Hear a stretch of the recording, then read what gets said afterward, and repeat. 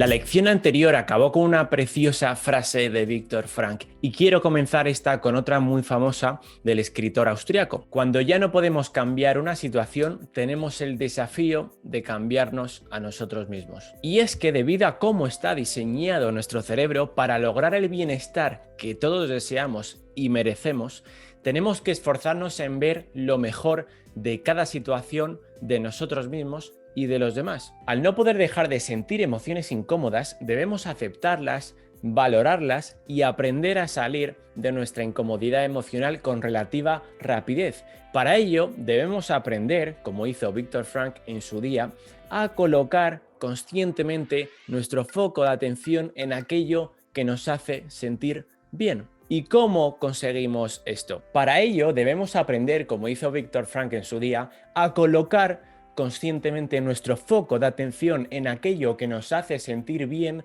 cuando nuestro cerebro inconscientemente nos hace enfocarnos en aquello que nos hace sentir mal. ¿Y cómo conseguimos esto? Buenísima pregunta. En esta lección voy a presentarte un método que puedes utilizar para dejar de sentir preocupación, enfado o tristeza en 4 sencillos pasos. Para comprender mejor los pasos que voy a explicar a continuación, recuerda la última vez que has sentido preocupación, enfado o tristeza.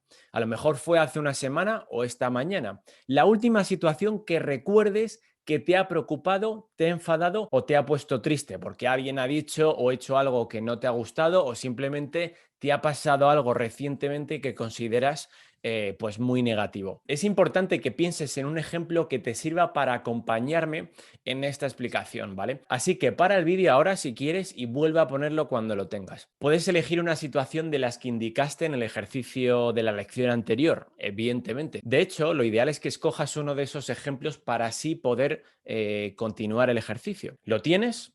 Avancemos. Antes de nada, lo que debemos entrenar es, evidentemente, la habilidad para identificar que estamos rumiando demasiado o que nos estamos sintiendo mal o incómodos por algo que ha ocurrido. Es decir, llevo ya un tiempo sintiéndome fatal por esto que ha pasado y no me está sentando bien a nivel personal ni profesional. Esa capacidad se llama autoconocimiento emocional y la manera más eficiente y científicamente probada para desarrollarla es la meditación mindfulness, específicamente con un ejercicio que se llama escáner corporal, que es, como ya sabes, ejercitar, ser consciente de lo que sentimos en el momento presente. Tras darnos cuenta de que nos sentimos mal por un evento que ha ocurrido y de que no podemos dejar de pensar en lo que ha pasado, ya sea porque nos hemos enfadado con nuestra pareja o porque nuestro jefe nos ha criticado delante de todos los compañeros o porque un amigo nuestro nos ha dicho que la inteligencia emocional es una mentira,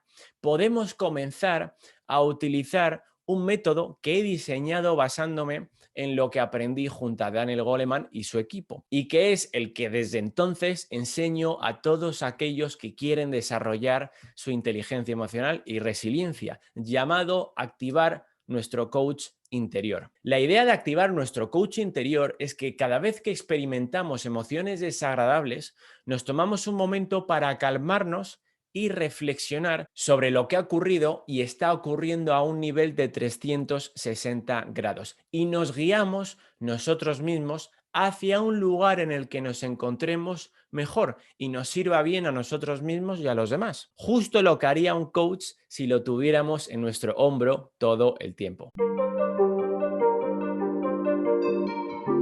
Lo que hacen los coaches es ayudar al cliente a descubrir por sí mismo el camino que debe tomar para alcanzar un objetivo concreto. Es decir, normalmente una persona o un cliente tiene un objetivo que quiere cumplir, ya sea laboral o personal, o tiene un problema que le tiene bloqueado y quiere superarlo, pero no sabe cómo. Entonces el coach ayuda a esa persona a diseñar su camino para llegar a ese objetivo o solucionar ese problema, acompañándole, eso sí, para que lo recorra de manera exitosa. Pero ojo, el coach nunca le va a decir al cliente qué tiene que hacer exactamente para lograr ese objetivo o solucionar ese problema. Eso sería un profesor, sino que le va a ayudar a descubrir cuál es el camino que debe tomar para alcanzar su meta o solucionar su problema. Y lo hace formulándole preguntas y haciéndole reflexionar. Por eso es tan interesante esta profesión, porque un coach no le dice a su cliente cómo solucionar su problema, sino que le hace preguntas para que él mismo o ella misma descubra la solución a su problema, que es además una manera mucho más eficiente de aprender lo que sea que el que alguien te diga qué hacer y cómo hacerlo. Bueno, pues por eso este método se llama activar nuestro coach interior, porque nos guiamos nosotros mismos hacia la solución de nuestro propio problema, que en este caso es volver a sentir emociones agradables con relativa rapidez tras un contratiempo profesional o un disgusto personal, sin necesidad de que nadie nos diga cómo hacerlo, aunque sí debemos seguir unos pasos que te voy a explicar ahora. Y para mí, este no es solo un gran método para aliviar nuestras emociones incómodas cuanto antes, sino que también es la mejor forma que hay para desarrollar inteligencia emocional en general, porque nuestras emociones son nuestras y la forma de entenderlas, afrontarlas o utilizarlas son únicas para cada uno de nosotros. Es por eso que debemos encontrar cuál es la mejor manera de lidiar con ellas en cada momento, y somos los únicos que podemos hacer ese viaje bajo la guía adecuada de nuestro coach interior.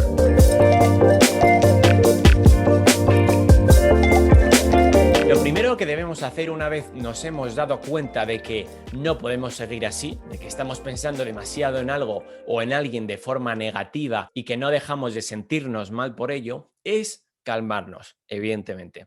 Las personas emocionalmente inteligentes practican bajar sus niveles de estrés originado por un estímulo tan pronto como lo sienten en sus cuerpos, evitando que su amígdala se apropie de su parte lógica y racional, como hemos comentado ya. Es decir, debemos concentrarnos en aliviar nuestro estrés para devolver el control de nuestro cerebro a su parte lógica y racional, la corteza prefrontal, y quitársela a nuestra amígdala, que define en esos momentos nuestra realidad, en esos momentos en los que estamos rumiando y sintiéndonos incómodos. Y la forma más sencilla de hacer que esto suceda es, como ya sabes, manipular nuestra respiración, lo que se llama respiración profunda o diafragmática. Poco a poco, al poner nuestra atención en algo que podemos controlar, como la respiración, desarrolla la conciencia presente y lleva el foco de nuestra linterna mental desde nuestra inseguridad ante la amenaza hasta nuestra área lógica del cerebro de nuevo, disipando así poco a poco, en cuestión de minutos si lo hacemos bien,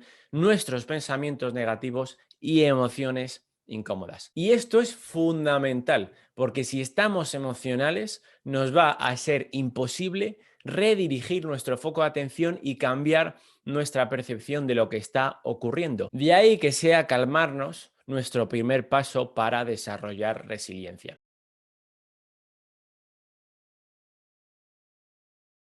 El segundo paso es el de tomar conciencia de todo lo que está ocurriendo o ha ocurrido. Debemos verbalizar, súper importante, lo que ha ocurrido exactamente. ¿Qué es lo que me preocupa que pase o que no pase? ¿Qué me ha enfadado realmente? ¿Cuándo nos hemos empezado a sentir tristes exactamente? ¿Qué es lo que hemos hecho nosotros? ¿Qué es lo que han hecho otras personas? Si es que hay personas que han participado en lo que ha ocurrido. ¿Qué hemos sentido? ¿Qué hemos pensado en el momento que ha ocurrido? Etcétera. Básicamente hacer un escáner de todo lo que ha pasado tanto exteriormente como internamente antes, durante y después del evento, ¿vale? Y sobre todo, y lo más importante, verbalizar lo que hemos sentido. Está científicamente probado que el simple hecho de recordar lo que pensamos y nombrar por nosotros mismos las emociones que sentimos calma nuestra amígdala aún más, incrementa nuestro bienestar y evidentemente desarrolla inteligencia emocional. La razón es porque si pasamos por un evento que nos hace sentir incómodos, pero no reflexionamos sobre qué ha ocurrido, en el futuro seguiremos sintiendo debido a ese evento sin ser conscientes de por qué sentimos. Es como si el recuerdo no se guardara de manera correcta en el cerebro porque no ponemos palabras a nuestra experiencia. Si pasamos por un evento que nos hace sentir incómodos y después reflexionamos sobre lo que ha ocurrido, expresamos lo que sentimos utilizando nuestra parte emocional del cerebro y verbalizamos nuestra experiencia utilizando nuestra parte racional, con lo cual nos calmamos porque utilizamos la corteza prefrontal.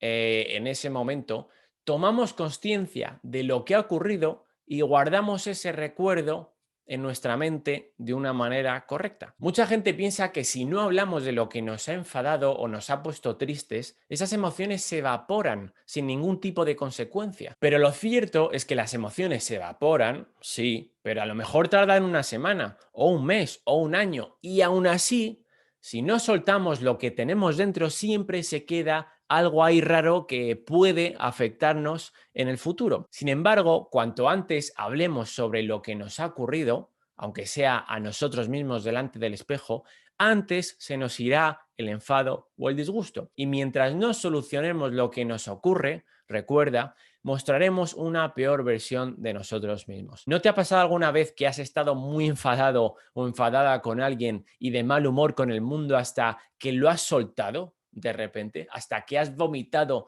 todo lo que tenías dentro? A mí me pasa siempre y con esto pues ocurre lo mismo. De acuerdo, estoy preocupado, fastidiado y triste por algo que ha ocurrido. ¿Por qué? ¿Qué ha hecho que me sienta así? Bueno, pues estaba haciendo esto, luego ha pasado esto, ha venido esta persona y me ha dicho tal cosa. Y claro, me he sentido de esta manera. Luego yo he reaccionado de esta forma, ya sea por escrito, en un diario, en voz alta, hacia nosotros mismos o con otras personas, con amigos o familiares. Debemos tomar conciencia de lo que ha ocurrido y articular todo lo que podamos el evento que nos ha hecho sentir tan incómodos. Hechos, sentimientos, pensamientos y todo lo que podamos expresar. Insisto, de verdad, y ya paro. Necesitamos contar nuestra historia cada vez que experimentamos emociones fuertes para dar sentido a lo que nos ha sucedido y avanzar a un lugar donde nos sintamos más seguros y cuanto antes, porque si tardamos mucho en hacer este paso, llegará un punto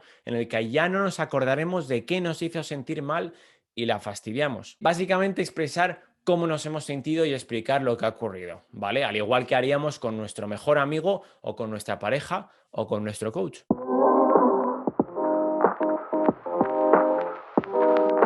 Lo que debemos hacer ahora es reevaluar conscientemente nuestra percepción del evento que hemos experimentado o que estamos experimentando en una primera instancia. Es decir, una vez estemos calmados, sabemos qué ha ocurrido y de dónde vienen nuestras emociones, ahora redirigimos nuestra linterna mental a un lugar que nos sirva para sentirnos bien de nuevo. Y aquí no hay una forma de cambiar nuestra realidad que sirva para todos, porque es lo que he dicho antes, cada uno debe encontrar la mejor manera de aliviar su estrés y gestionar sus emociones incómodas. Pero sí que existen algunas preguntas que podemos hacernos para ayudarnos a redireccionar nuestro foco de atención, que dependiendo de la situación nos puede ayudar mejor o peor. Yo te voy a compartir 3 de las preguntas que más se hacen las personas emocionalmente inteligentes para desarrollar resiliencia. A ver cuál de las 3 puede aplicarse mejor a la situación que has elegido como ejemplo para seguir esta explicación. La primera, y la que a mí personalmente me gusta más, tiene que ver con los pilares de las personas emocionalmente inteligentes de verdad, que es si tenemos algún tipo de control sobre nuestra situación o qué es lo que podemos controlar en la situación en la que nos encontramos. ¿Por qué? Pues porque las personas emocionalmente inteligentes, y voy a repetir lo que ya expuse al principio del curso, tienen siempre claro un principio fundamental para el bienestar y la felicidad, que es que hay cosas en la vida que podemos controlar y otras que no. ¿Qué podemos controlar realmente? Pues si lo pensamos bien, solo podemos controlar 3 cosas: cómo reaccionamos a nuestras emociones, cómo reaccionamos a nuestros pensamientos y cómo reaccionamos a las acciones de los demás. Nada más ni nada menos.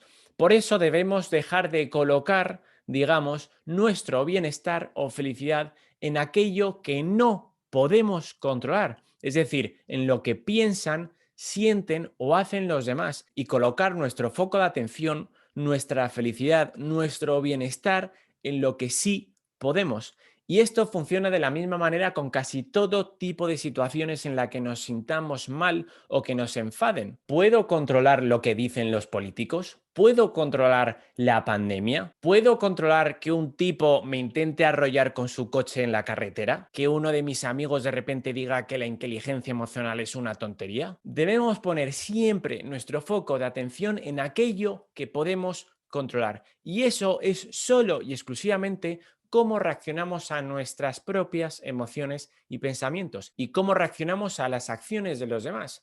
Si puedo controlar algo, perfecto, nos ponemos a ello. ¿Que no puedo? Pues a otra cosa. Y así continuamente. Y quiero ser tajante con esto porque es súper importante para nuestro bienestar. De verdad, esta es la regla número uno para ser un poco más felices y es crucial a la hora de desarrollar inteligencia emocional.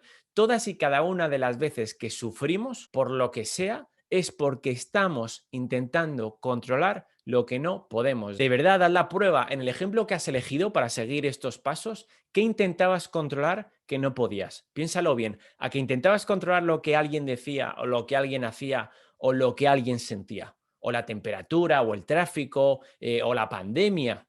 La segunda pregunta que podemos hacernos es ¿cuál es el lado positivo de la situación en la que nos encontramos? Y esto está muy ligado al anterior, porque como hemos dicho antes, debemos poner nuestro foco de atención en aquello que podemos controlar. Y eso va a ser siempre nuestra elección. Y las personas emocionalmente inteligentes, como saben esto, se esfuerzan siempre en mirar hacia el lado positivo de todo lo que les ocurre en sus vidas, porque siempre existe un lado positivo de todo. Como decía Víctor Frank, cuando ya no podemos cambiar una situación, tenemos el desafío de cambiarnos a nosotros mismos. Y yo entiendo que esto sea súper complicado, evidentemente. La biología no nos ha diseñado para ver el lado bueno de absolutamente nada. Nuestro cerebro se ha desarrollado queriendo que recordemos amenazas del pasado para que tengamos muchas más probabilidades de sobrevivir al mundo. Aquellos que son más conscientes de los peligros del día a día prestan más atención a lo negativo de su alrededor y lo cierto es que sobreviven mejor. Cuanto menos experimentemos aquello que nos hizo mal en el pasado, mejor. Y así nuestra especie ha sobrevivido hasta el día de hoy. Por lo tanto, es normal que como seres humanos tendamos a recordar las experiencias negativas mejor que las positivas o los insultos mejor que los elogios. Al igual que es natural esperar lo peor de las personas o que al conocer a alguien nuevo nos caiga mal ya de primeras. Luego ya nos caerá bien. Pero el trabajo de la amígdala es que nos caiga mal nada más verle, por si acaso. Debido también a que la amígdala suele reaccionar más intensamente a lo malo que nos pasa que a lo bueno, nuestro estado de ánimo se ve influenciado muchísimo más por una mala noticia que por 5 buenas. Por eso es que podemos estar teniendo el mejor día de nuestra vida, que si alguien en el trabajo nos dice algo que no nos gusta, nos quedamos con ese trocito de día y nos amarga el resto, olvidándonos del gran día que hemos tenido o que estábamos teniendo. Que alguien nos insulte caminando por la calle es una gota negativa en un océano de experiencias positivas a lo largo del día, pero nos da exactamente igual porque esa experiencia negativa hace que la linterna de nuestra mente apunte en esa dirección, olvidándonos de todo lo bueno que nos haya pasado antes y haciendo parecer a ese evento mucho más importante de lo que realmente es. Aunque parezca imposible ver el lado positivo de ciertas situaciones, siempre hay un rayo de luz al que podemos decidir mirar. Solo tenemos que encontrarlo. Aunque recordemos, solo podremos encontrarlo mientras estemos calmados y no emocionales. Por ejemplo, durante la pandemia, que estábamos en cuarentena, aunque suene muy raro decirlo, ahí las personas emocionalmente inteligentes lo pasaron fenomenal, entre comillas, porque aunque fue duro y triste al principio, había muchas cosas positivas que rascar, como poder pasar más tiempo con la familia, poder leer más, poder estudiar más, aprender aquello que nunca se pudo aprender, aprovechar a montar un negocio online. Si les echan del trabajo, las personas emocionalmente inteligentes piensan que aunque sea un momento de preocupación y de estrés al principio, ese puede ser un buen momento también para formarse en algo que les guste realmente, encontrar un trabajo en el que disfruten más, tener más tiempo para reflexionar sobre lo que quieren en la vida. Si cortan con su pareja sentimental, las personas emocionalmente inteligentes, aunque estén tristes y enfadados al principio, piensan que esa puede ser una oportunidad única para centrarse en ellos mismos, para pasar más tiempo con sus amigos, para ahorrar más dinero, etcétera. Las personas emocionalmente inteligentes reflexionan sobre lo que sienten por lo que les pasa, pero se esfuerzan en pensar siempre, después de cualquier disgusto o contratiempo, cuál es el lado positivo de esta situación. ¿Qué puedo aprender de lo que me ha ocurrido? ¿Qué puedo hacer yo para que no me ocurra esto de nuevo? Solo las personas emocionalmente inteligentes comprenden que somos libres de elegir dónde colocamos nuestra atención y elegir nuestra actitud frente a la vida, pase lo que nos pase. La tercera pregunta que podemos hacernos es cuál es la evidencia de nuestro pensamiento o percepción. Esta funciona muy bien cuando estamos rumiando en nuestra cabeza sobre un conflicto que hemos tenido con otra persona, por ejemplo, por algo que ha dicho o algo negativo que nos han contado que han dicho sobre nosotros. Y empezamos a pensar, es que maldito Pepe, ¿por qué habrá hecho eso? ¿O por qué habrá dicho eso de mí? Es que es un idiota, siempre lo ha sido. Ahí las personas emocionalmente inteligentes paran y desafían las percepciones que tienen en ese momento, porque saben que, primero, su percepción de lo que pasa está influenciada por sus emociones incómodas, y cuando estamos emocionales, nuestras opiniones son totalmente subjetivas y están distorsionadas por las inseguridades de nuestra amígdala. Y segundo, realmente siempre existen dos partes de la misma historia y distintos puntos de vista, o simplemente no sabemos todo lo que ha podido pasar, y nuestro cerebro está diseñado, de nuevo, tanto para ver el lado negativo de las cosas como para no fiarnos tanto de la gente de primeras, por lo que he dicho antes, con lo cual siempre está buscando evidencias para decir, ves, te lo dije, no era fiable esta persona, ya lo decía yo, no es buena persona. Siempre que alguien nos diga que no sé quién ha hecho algo que no nos gusta o que nos afecta de alguna manera y por eso nos empezamos a sentir mal y empezamos a criticar sin piedad, debemos pausar y pensar conscientemente en positivo y enfocar nuestra linterna mental en buscar cuál es la evidencia de nuestros pensamientos y percepciones,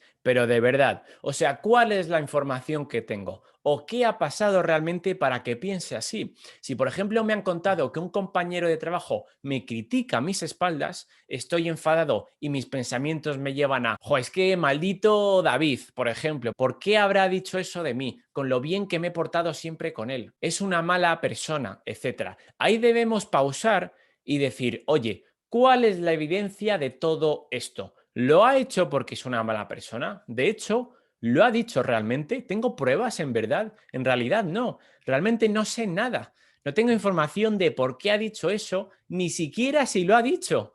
Voy a calmarme y voy a hablar con él tranquilamente y ya está, que seguro que existe una explicación a esto. Pero hasta que no esté seguro de lo que ha ocurrido realmente, no debería enfocarme en ello. Por otro lado, si nuestras percepciones son negativas hacia nosotros, y eso suele pasar cuando hemos hecho algo mal en el trabajo o hemos dicho algo que no debíamos, nuestra amígdala, al estar amenazada, moldea todo lo que pensamos sobre nosotros. Es que, joe, qué mal he hecho la presentación de hoy delante de los jefes de todos los departamentos, además, que habrán pensado que soy un inútil, probablemente que no voy a llegar lejos, no sirvo para esto. Ahí también debemos pausar, calmarnos y pensar en cuáles son las evidencias que tengo realmente para pensar de esa manera sobre nosotros mismos, porque normalmente suelen ser ninguna. Otra muy mítica también es la de si mi mejor amigo me viniera con este mismo problema, ¿le hablaría así?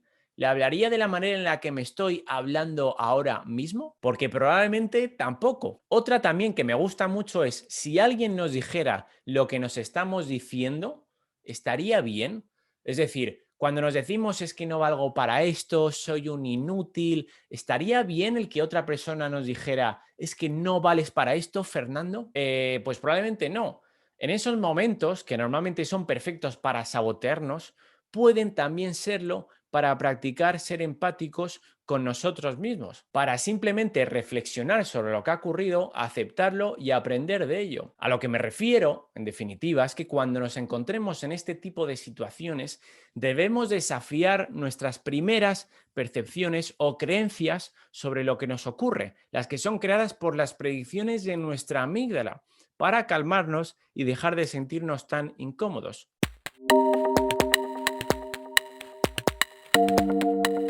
El último paso para activar nuestro coach interior es actuar si se puede.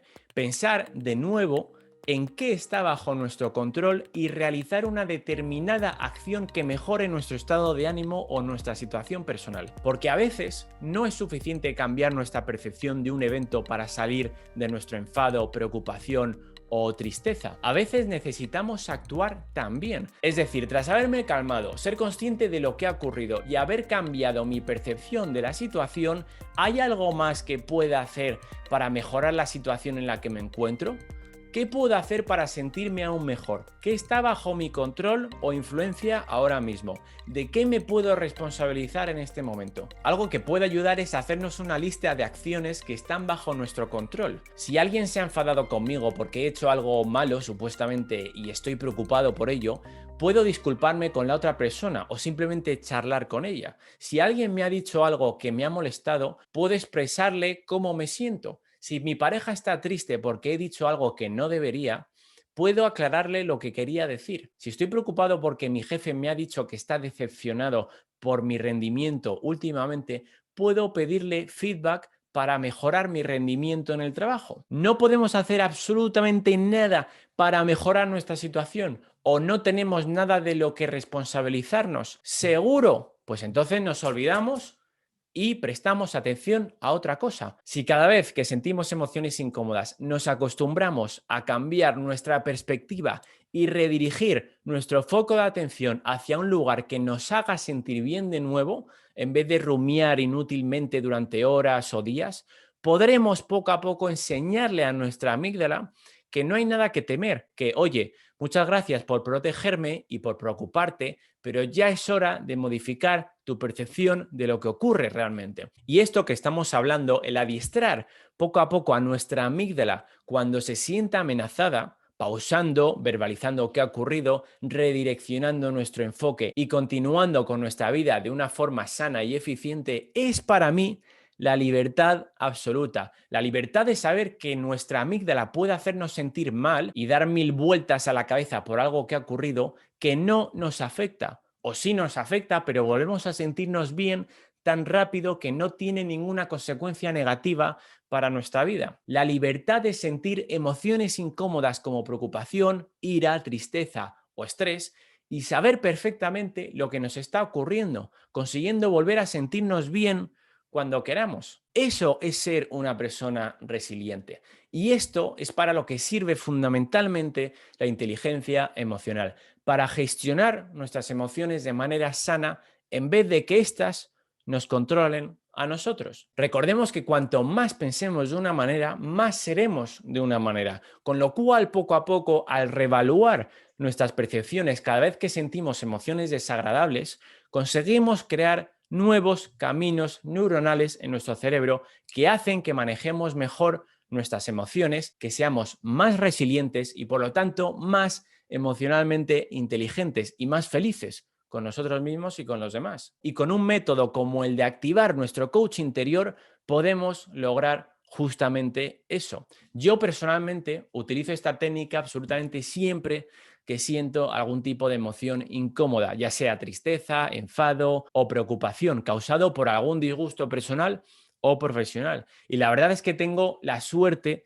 de que cuando me enfado, así por tonterías, tengo el coach interior ya muy automatizado y me dura poquísimo el disgusto, la verdad. Por ejemplo, esto ya lo dije antes, pero a mí me pone muy nervioso que la gente se ponga a escuchar música en alto en lugares públicos, como en el metro o en el autobús. Que esté yo tranquilamente en mi asiento escuchando música y que alguien de repente venga con su música a todo volumen fastidiando al resto de pasajeros. No sé por qué, pero a mi amígdala eso le parece una amenaza y me hace enfadar, porque lo considero una falta de respeto. Bueno, el caso es que en vez de ir todo el viaje molesto y darle vueltas a la cabeza a lo maleducada que es esa persona, rápidamente me hago la pregunta del millón, que es, ¿puedo controlar esta situación? Y la respuesta es siempre que no. Cuando me ocurre algo mucho más importante que hace que me sienta mal por algún tipo de fracaso, del tipo de hago una mala presentación en el trabajo y me siento muy avergonzado por ello, o la chica que me atrae no está tan interesada en mí como yo en ella y me decepciono. O cuando ocurrió todo lo de la pandemia, que estaba en Estados Unidos viviendo y me tuve que volver a España antes de lo previsto. Ahí sí que, uno, me doy cuenta rápidamente de que lo estoy pasando mal, porque practico meditación de escáner corporal a diario. Y dos, activo mi coach interior, siguiendo todos los pasos que he comentado antes. Y te prometo que como si fuese un loco hablándome a mí mismo, primero me tranquilizo respirando hondo durante unos minutos. Segundo, me digo a mí mismo en alto qué ha ocurrido o qué está ocurriendo y qué pienso y siento al respecto. Pues mira, ha ocurrido esto, me han pedido que realice una presentación y ha pasado tal, hablé el viernes pasado con mi chica y me dijo esto, hace 2 semanas estaba en Estados Unidos trabajando y ahora estoy encerrado en mi casa de España sin saber cuándo acabará todo esto del virus, me siento de esta manera, pienso de esta otra forma, etc. Y luego dirijo mi foco de atención hacia un lugar que me sirva para seguir con mi vida de manera sana y estable, que normalmente suele ser una mezcla entre qué puedo controlar en este instante, qué está bajo mi control ahora mismo y qué hay de positivo en esta situación, qué bueno puedo sacar de esta experiencia o qué puedo aprender de esto para que la próxima vez no ocurra. Y lo hago siempre en alto, estando solo, por supuesto, para que no piensen cosas que no soy, pero lo hago siempre. Finalmente actúo si realmente puedo hacer algo más para sentirme mejor, sobre todo en conflictos con los demás. Normalmente esto significa hablar con la otra persona tranquilamente para solucionar lo que me preocupa. Y si no puedo hacer nada, pues se acabó. Así que nada, espero que haya quedado más o menos claro los pasos de activar nuestro coach interior y a desarrollar resiliencia.